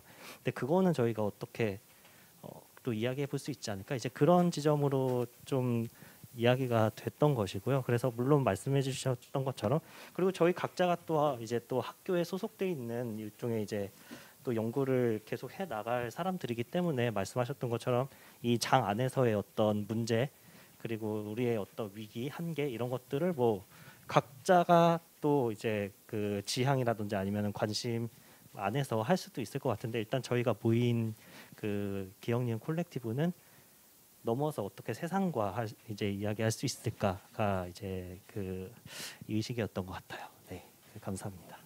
네, 감사합니다.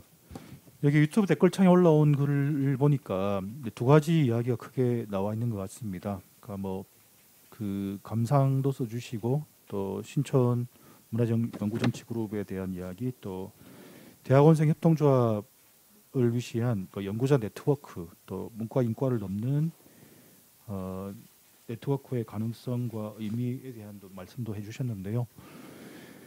네, 그렇죠. 이 뭐 사실은 저도 이제 다른 각도에서 이 연구자 공동체, 연구자 단체들의 모습을 이렇게 많이 보는 사람 중에 한 사람인데요.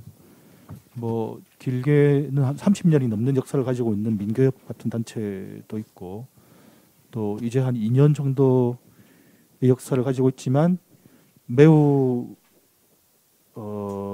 주목도도 높고 활동도 멋있게 하고 있는 대학원생 노동조합도 있고 또 강사법이 제정되면서 연구자들의 불안정성에 대해서 가장 치열하게 문제를 제기하고 있는 비정규직 교수 노조도 있고 또 최근에는 이런 조직들 가운데 제일 잘 되는 조직은 제가 보니까 전국 교수 노동조합이더라고요. 그러니까 교수 노동조합이 합법성을 취득하고 또 학교 사회 내부에서의 불평등과 문제가 심각하다 보니까 조합원이 급격하게 늘어나고 있는 조직은 전국 교수 노조가 거의 유일한 게 아닌가 싶던데요. 아무튼 이제 이런 그 세대와 학교 그리고 전공을 불문하고 그 연구자들이 처한 그 고립 파편화된 조건들을 어떻게 극복할 것인가가 그러니까 저희 연구자들이 어떻게 시민사회와 연결될 것인가라는 문제만큼 이 학문 공동체의 파편성이나 대학 내부의 문제를 어떻게 현장으로 받아들이면서 다룰 것인가가 되게 중요한 문제더라고요.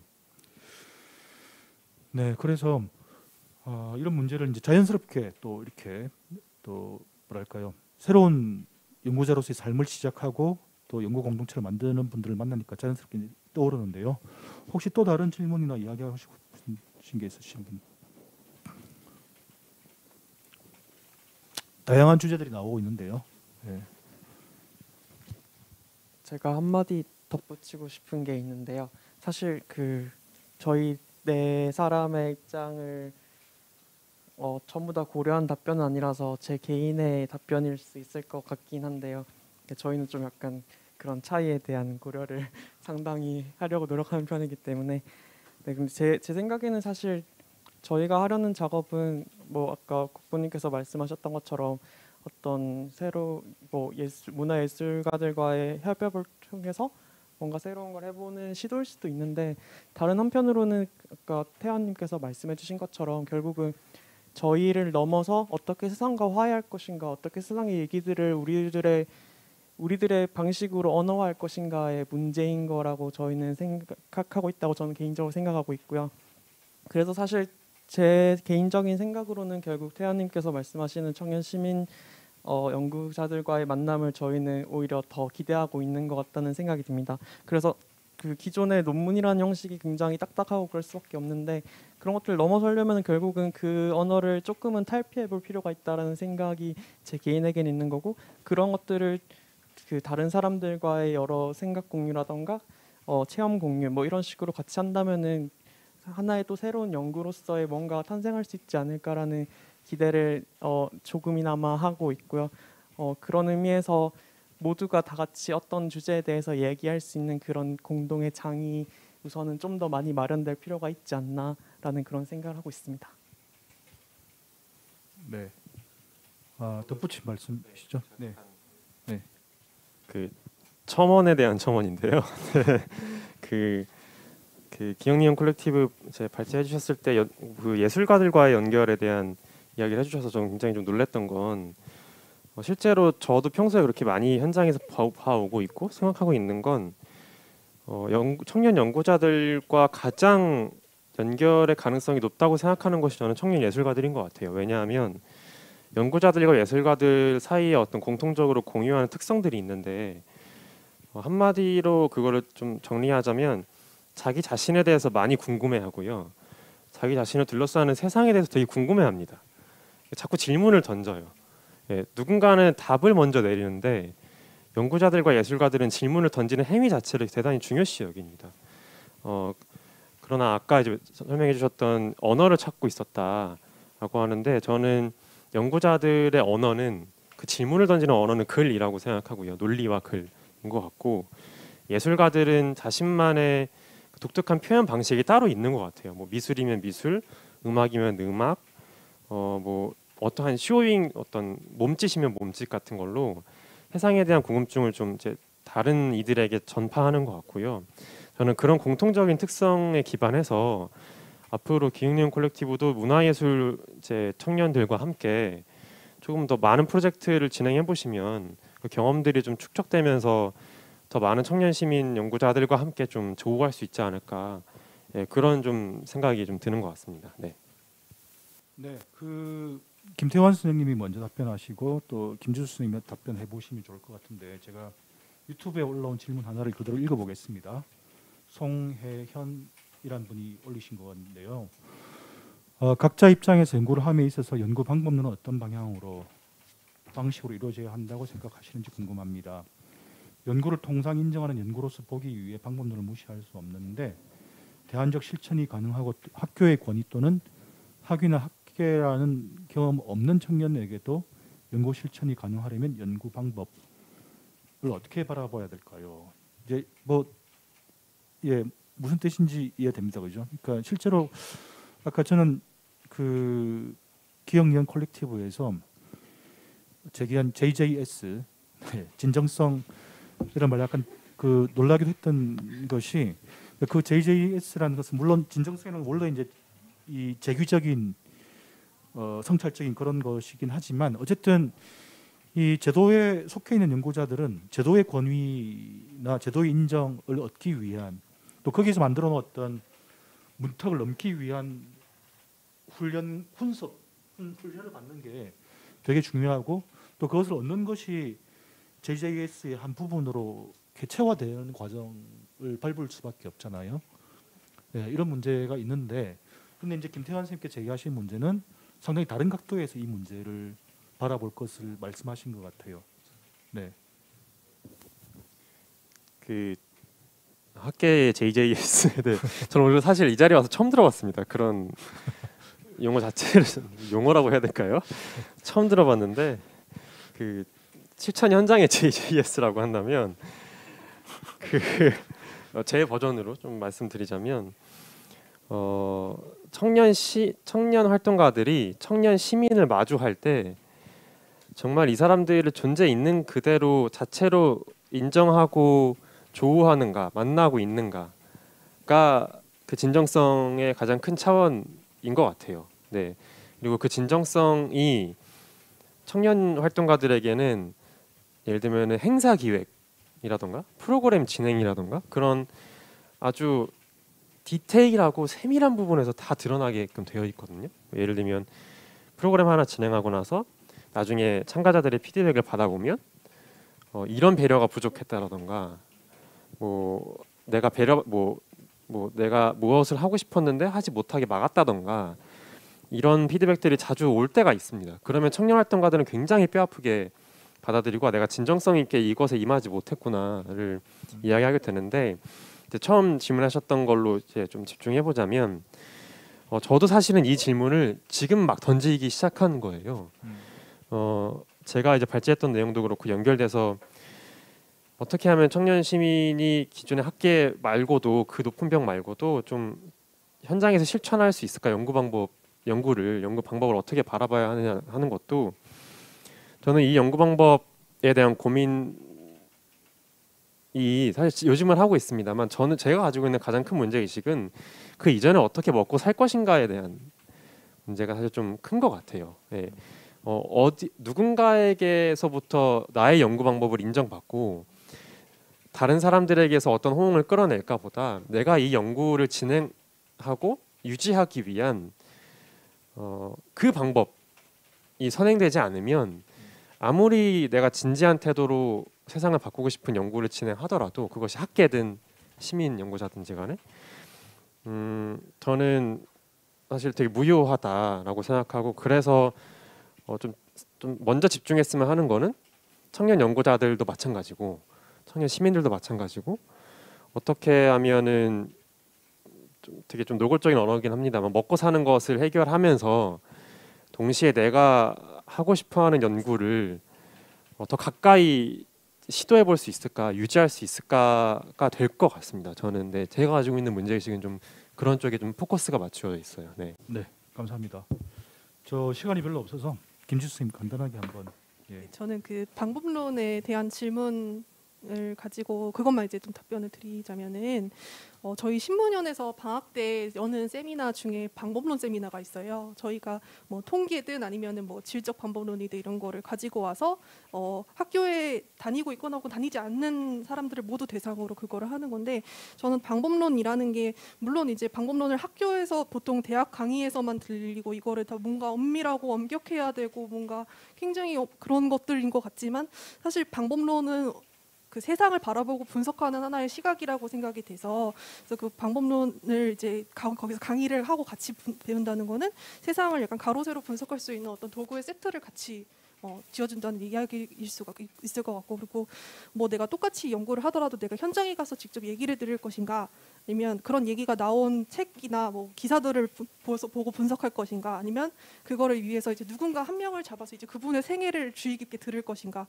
뭐 이런 어떤 내용이 이제 나올 수 있을 거라고 생각하고, 그래서 방법론에 대한 수업은 좀 학교를 넘어서 이런 어떤 플랫폼에서 좀 같이 이야기할 수 있는 배울 수 있는 그런 자리가 돼야 되지 않을까라고 좀 막연하게 생각을 하고 있습니다. 네, 네, 감사합니다.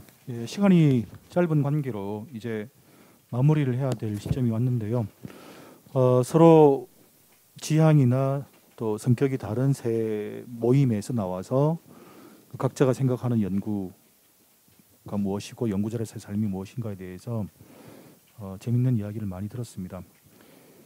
뭐 저도 이제 생각해 보니까 이제 박사 과정 때 어땠는지, 또 연구자로서의 불안정함을 어떻게 이겨냈는지, 또 친구들과 무슨 대화를 나눈지가 여러분들 말씀을 들으면 또 생각나는데요. 어쨌든 이 공동체를 만드신 공동체를 오래오래 유지하시기 바라고, 또 아까 이제 어떤 힌트가 많이 나온 것 같아요. 그러니까 왜 우리 공동체를 유지하면서 동시에 다른 공동체와 접속을 하지 않으면 안 되는가 하는 게 나왔는데요. 아무튼 우리 연구자들이 가지고 있는 공통의 불안함이나 또 어떤 열망과 불안이 이제 같이 공존하는 건데, 그런 것들을 특히 이 서울 청년학회 청년이란 주체들이 많은 걸 또 새롭게 생산하고 또 저항하고 또 기성세대에게 많은 걸 이렇게 내놓으라고 이야기를 할 때 뭔가 달라지지 않을까 싶습니다. 이런 기회가 좀 더 많아져서 오늘 모인 단체들 말고도 많이 만들어지고 있고, 또 실제로 막 대학원생 노동조합처럼 국회 앞에서 지금 막 싸우고 있잖아요. 그런 단체들이 같이 모여서 또 이야기할 수 있는 기회가 있었으면 좋겠습니다. 네, 발제해 주시고 또 이야기 들어주신 모든 분들께 감사드리면서 이번 세션 마무리하겠습니다. 마치겠습니다.